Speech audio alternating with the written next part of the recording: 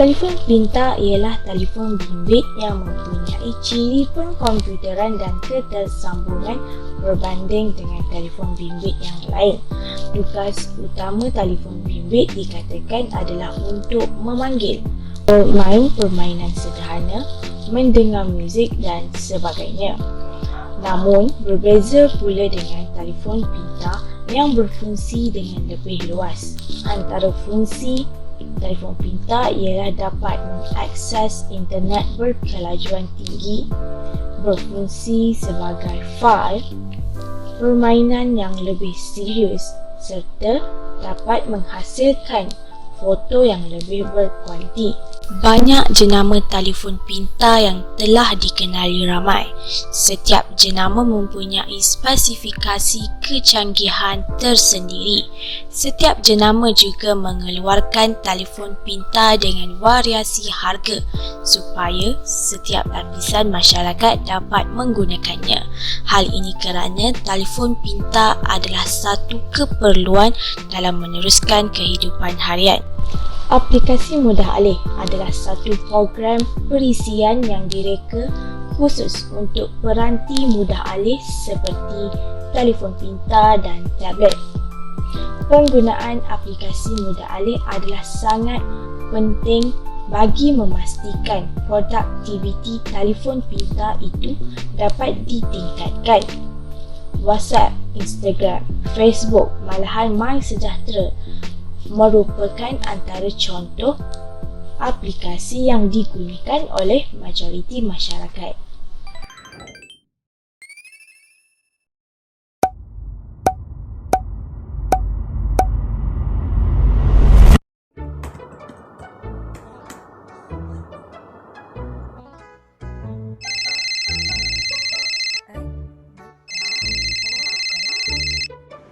Hey Su, Assalamualaikum. Kau sihat ke? Waalaikumsalam. Sihat je. Kenapa my call? Ada apa-apa nak cerita ke? Kau dah habis kelas kan? Saja je call kau ni. Sejak semenjak ni aku selalu je lupa due date assignment. Kau macam mana? Okey ke kelas online? Baru je habis kelas ni. Tapi tengah buat kerja sikit. Tapi kalau kau nak cakap boleh je. Sambil-sambil tu kan? Oh, okey je. Sebab bagi aku sekarang ni tak adalah perkara yang rumit lah. Kita kan sekarang kan banyak kemudahan. Dah zaman teknologi. Kita dah ada gadget seperti telefon pintar ni kan. So kita bolehlah senaraikan tugasan-tugasan. Lepas tu kita boleh remind pula dekat sticky note. Inilah salah satu cara yang aku rasa sangat berkesan lah untuk pelajar-pelajar yang mana kebanyakannya pelajar yang pelupa kan. Bagus juga idea kau ni. Bolehlah aku cuba. Aku dah lah selalu lupa. Aku pun selalu je join kelas lambat. Kadang-kadang tak join terus. Okey, aku faham. Tak apa. Aku sarankan kau set alarm 10 minit sebelum kelas. Jadi kau tak tinggal kelas. Apa guna ada zaman teknologi kalau kita tak memanfaatkannya? Yelah, memandangkan telefon kita ni dekat dengan kita kan. Kita pun selalu sentiasa bawa handphone ke mana-mana. Kan, aku tak terfikir pula nak buat macam tu. Sebab kadang-kadang aku tidur macam tu je. Ingatkan bolehlah bangun sebelum kelas mula. Tak apalah, perkara yang lepas jangan diulang lagi. Tapi lepas ni bolehlah ikut cara ni. Orang kata gadget ni kan all in one. Kelas yang tinggal tu kau boleh je tengok record. Yang mana kau terlepas tu. Itulah. Semuanya hanya di hujung jari. Dengan kelas online-nya, nak bincang assignment-nya lagi. Mudah sangat sekarang ni dengan aplikasi yang ada untuk kita berkomunikasi dengan orang lain. Memandangkan sekarang ni semua orang jarak jauh. Betul tu? Kita boleh guna aplikasi seperti WhatsApp, seperti Telegram, Discord, Webex, Google Meet. Dan sekatan dengan ni lah. Yelah, dulu mana ada macam ni. Kalau dulu pun orang kata kena guna kos yang tinggi kan. Kena SMS, kena call, guna top up. sekarang ni apalah susah sangat. Sekarang ni call pun guna WhatsApp je, Gmail. Kalau nak call pun sekarang ni pun orang guna unlimited. Data unlimited, call unlimited. Ini sangat perlulah, sangat memerlukan lah bagi pelajar seperti kita ni. Hebatlah kau Su.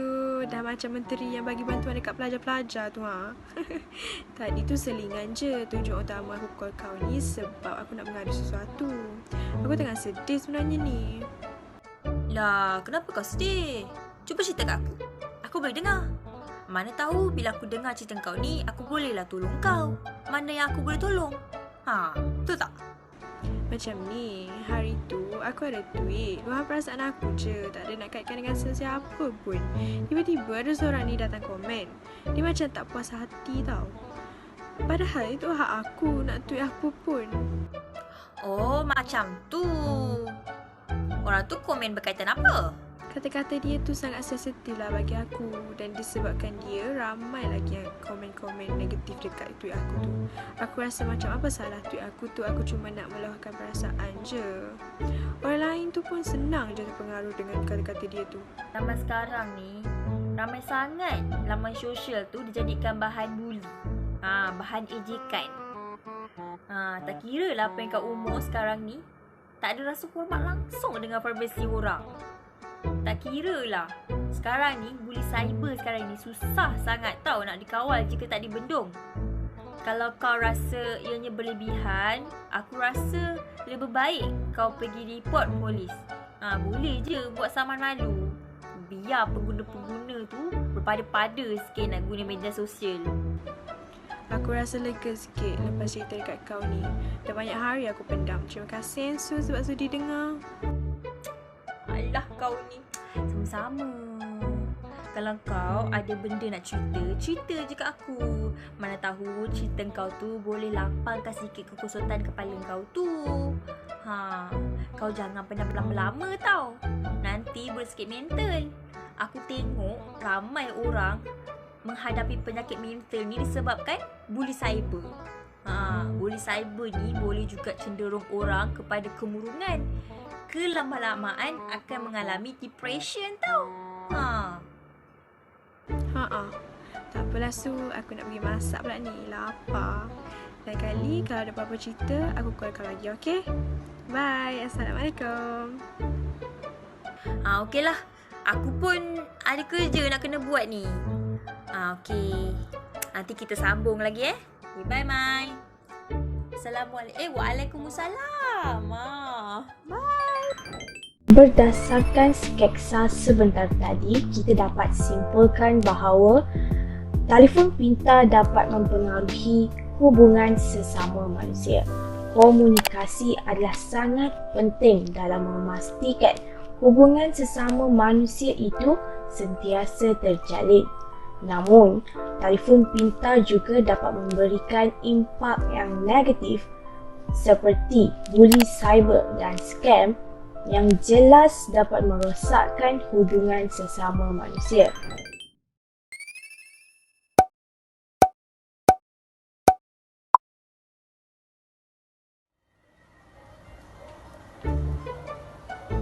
Cuti tak buat apa. Kita main game hari ni. PUBG.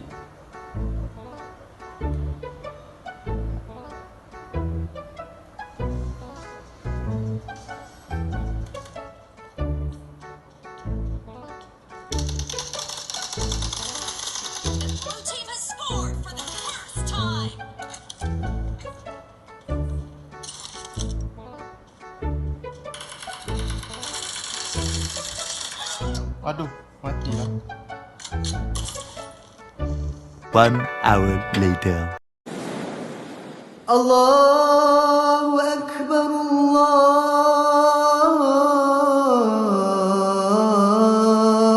Allahu Akbar.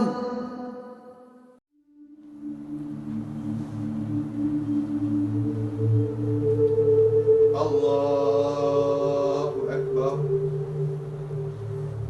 Allahu Akbar. Allahu Akbar.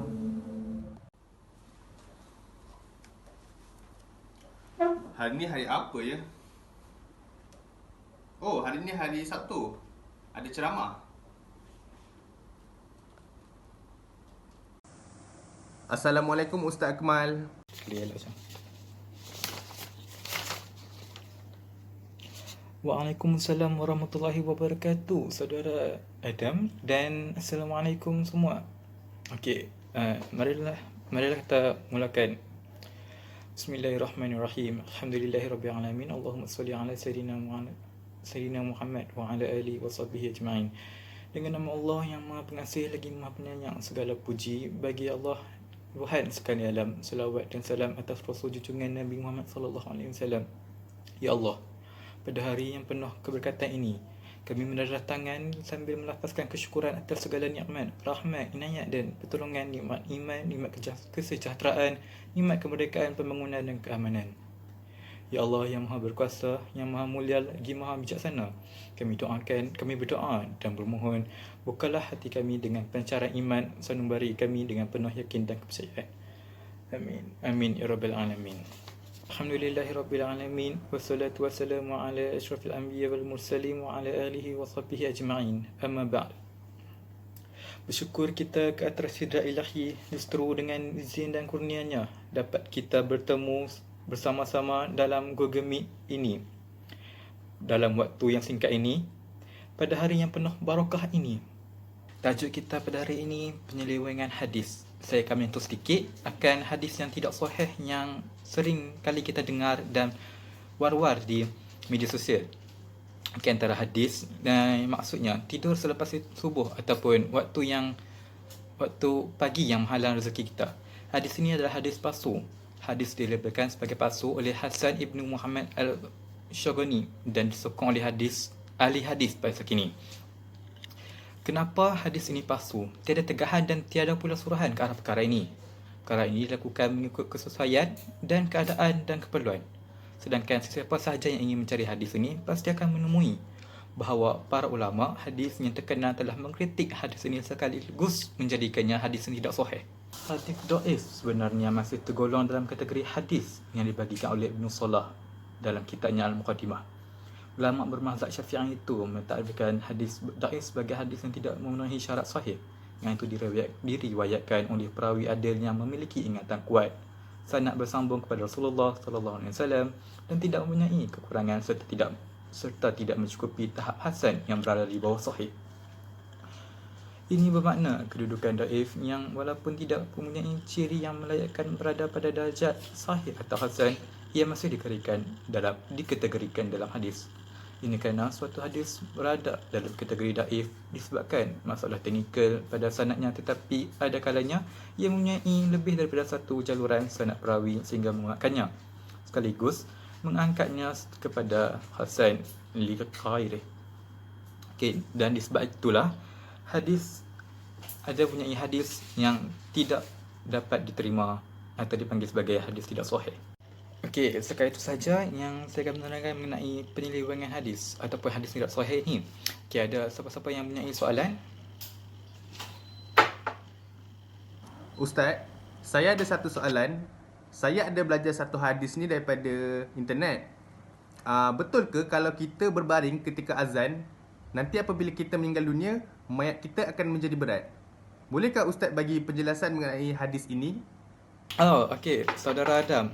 Okey, berdasarkan soalan saudara mengenai mayat berat apabila kita tidak bangun untuk menjawab azan. Dalam sebuah hadis, memang ada riwayat yang menyebut supaya bangun ketika mendengar laungan azan.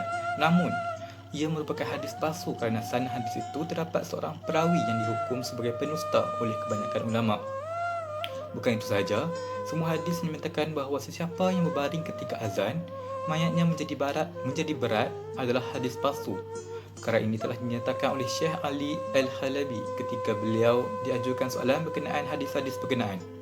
Meskipun begitu, janganlah kita lalai untuk menjawab azan yang dilaungkan daripada Abu Sa'id Al-Khudri bahawa Nabi Muhammad SAW bersabda, "Jika kalian mendengar seruan azan, maka katakanlah seperti mana yang dikatakan oleh tukang azan."